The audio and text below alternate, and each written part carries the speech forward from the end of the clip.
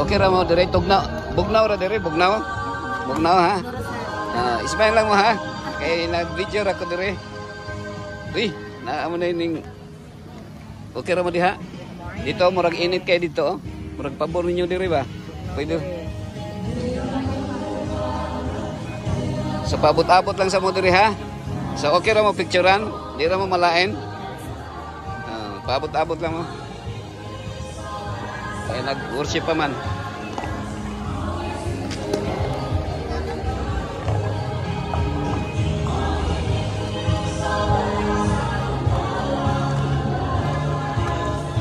Mark, okay ra mo? Okay ra mo diha? Sulod mo dito, Mark. Sulod, Mark.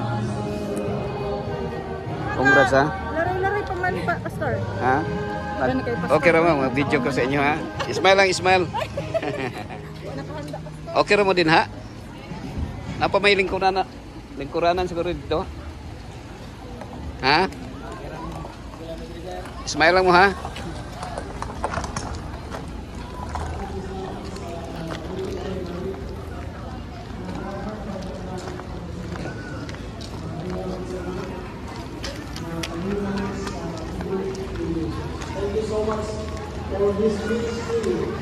Oh, paabot lang sa mo diri ha. Okay ra mo diha? Dili igang init. Kaya ra? Okay ra mo videohan. Okay ra mo. Ismail lang ha. Okay ra kayo, sir. Ismail lang mo.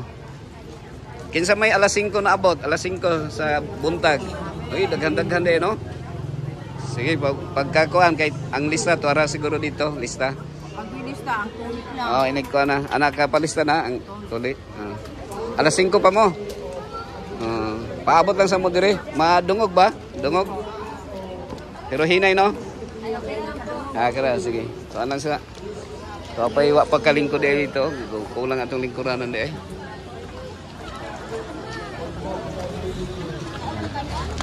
Kulang. Okay ra ka diha? Diha ra ka?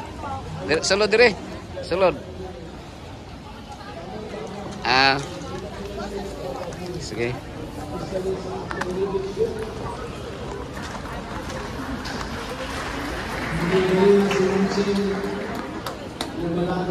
Okay rin yung plaster diha, ma'am. Sige, sige. Paabot lang mo ha. This is an indication that you are knowing what you are doing. So it's a positive goals we have achieved along the way, even through challenges, including the recent pandemic of COVID-19. Hindi ko narawang mong balay na sa doon. Madlog ito mo ari diri sa hospital kay masig matakdan na. Kay basta hospital namin na nagtanang ko. Nagapalibot. So today we are reminded of our mission as workers, as caregivers, caregivers. Ang ato atin, ako nihingan si Ma'am Patricia. Okay, ako nihingan siya. I have to paraphrase in a way that we will internalize most about the thing. Gugma o pag-alaga.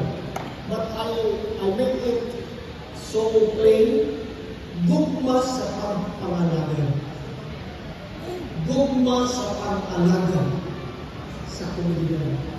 Hindi na muna mas talo. Wala ko kayo na sayop. Wala ko kayo na sayop na. Pero maghatag lang siya mas larong pagayon na pagsabot na ang Adventist Hospital Davao naanianang pagmahal, naanianang gugma usawa. Amen. I was reminded of a story. Way back, siguro mga I was there the year. Congrats ha. Kadliberan eh. Ako po sa SM Ikulan.